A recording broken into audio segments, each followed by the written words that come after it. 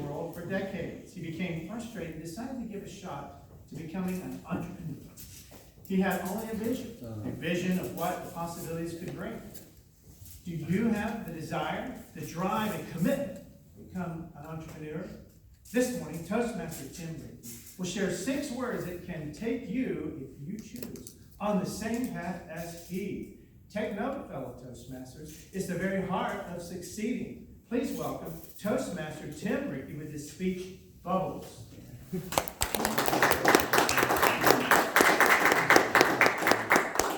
gotta work around when it comes up, right?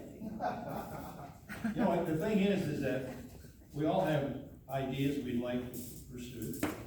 We have visions, as Tim said, and we heard it from our back table as well, about visions of what you're gonna do, and it's like bubbles. Are you gonna do something about that vision? Otherwise, you'll never solidify in anything but bubbles, and my fingers are all full of soap now. So there's 6 words that'll help you remember this. The first one is visualization. Let's think about that. Every time we want to do something, first it's a vision, right? We think of it and we visualize it. Now the idea with visualizing in the steps that I took was to enhance that vision every other day for weeks and months. And slowly but surely, things begin to come together. Now once you visualize it, the next step is to observe. What do I mean? Most people tell you in the secret, you gotta visualize it, and there it is. No, you've gotta observe what is coming right past you to take you on that path. Because if you don't, you're gonna say, what happened? The secret didn't work, but it does work. Matter of fact, I can prove it to you. However, that step must be done. So to visualize on a set time every day, and I'm still doing it after all these years. Things stick together. Did you notice that? Now the next is the one I dropped. And that's, you've got to act on this. You've got to activate what you envisioned and observed. And do something about it. And I mean right away. When I worked for Tony Robbins, it's totally immersive. Get it now.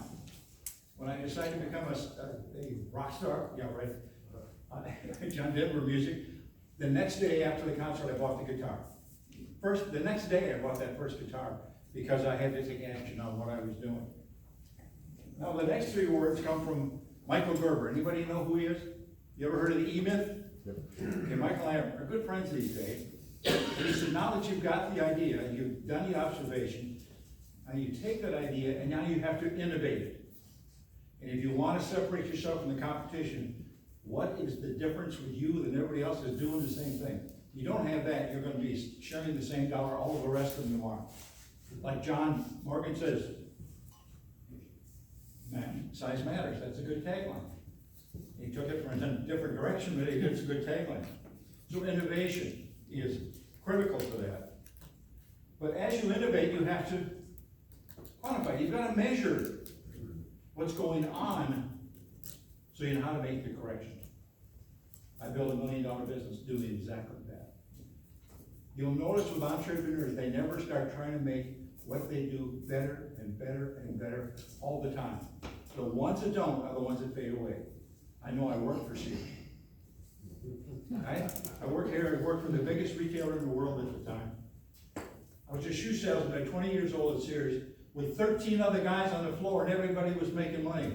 Boy, did something go wrong there, huh? I left them in 75. I saw it coming then. Then the last of all is when it's complete, and this is what is orchestration. You put it into place. SOP, this is the way we're going to do it from now on. McDonald's is probably the best example in the world. And everybody has copied McDonald's in the way they do it. Now, doing these things are very important. I can remember a time with my father getting in a plane with him, and my brother-in-law, they're both pilots. We're going to fly to Chicago, to Venice, Florida. And in that process, we're taxiing down the runway, and my brother-in-law says, hey, Rick, you did the pre-flight, didn't you? He said, no, I thought you did. Whoa! Pull over and did the pre-flight. But I never forgot that lesson because when I started TidyMade, I developed a checklist with the customers, the quality college, my employees. That became the basis of running that business to the point of having a less than 1% complaint ratio.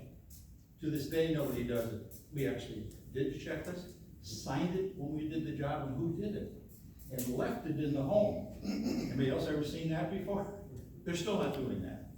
So now I teach people on how to do that. But you see, you're simply going out there, blowing bubbles, and not taking those steps to do it. But if you do it right,